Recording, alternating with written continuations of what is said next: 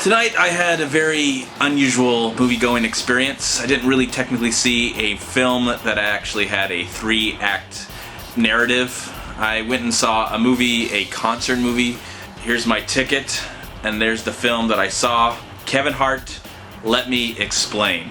Now, let me explain my feelings about this movie. But I'm not going to really review this movie like I would talk about some sort of movie that has a plot, because this movie is technically just a concert film.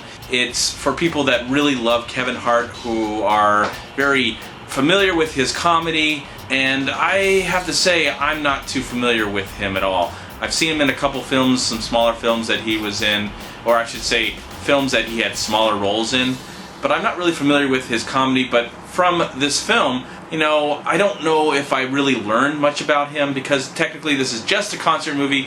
It's footage of him at Madison Square Garden, which I believe for any comedian, that is an amazing achievement. For that, congratulations to Kevin Hart on making it to Madison Square Garden and being such a success to do so. Now, I'm just not familiar with the comedy styles of Kevin Hart. I've only seen him in a couple movies. I've seen some I have actually been to the theaters and seen concert films before. I was really hoping going into this movie that from the trailer it looked like this was going to be part concert film and part documentary, and I was really hoping that this was the case. It sadly is not the case. Now, I've seen concert films that have, you know, been straight concert movies, like the original Kings of Comedy. That was very funny. And there's one I saw, gosh, almost 10 years ago. I think it was Eddie Griffin, Dysfunctional Family. And I really enjoyed that one because it was part concert film and part him visiting his very dysfunctional family.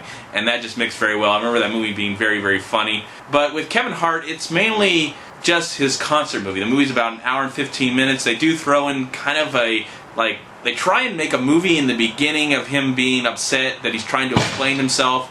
If you hear bombs going off, it is 4th of July. Oh my gosh. Well, tomorrow it's 4th of July. Right now it's not. But, you know, they do try and, you know, give us some sort of story in the beginning before the concert film actually happens.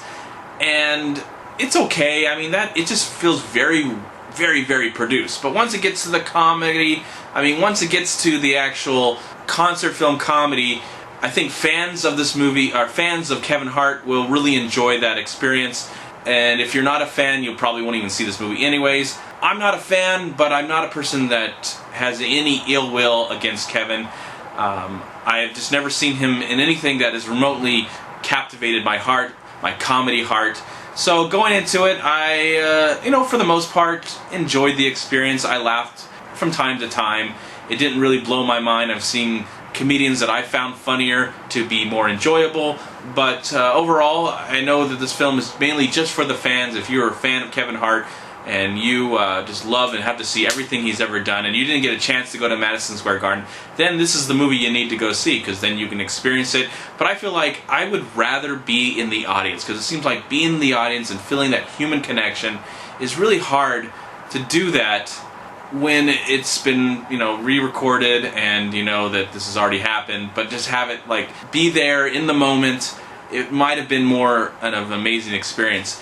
The weird thing about me going and see this movie is that the theater was pretty crowded, but there was a few people that were just talking throughout the entire movie. I was so baffled by that, because you're here to hear a guy tell a bunch of jokes, and you have to listen so you can get the jokes, and the whole time you're talking during the movie.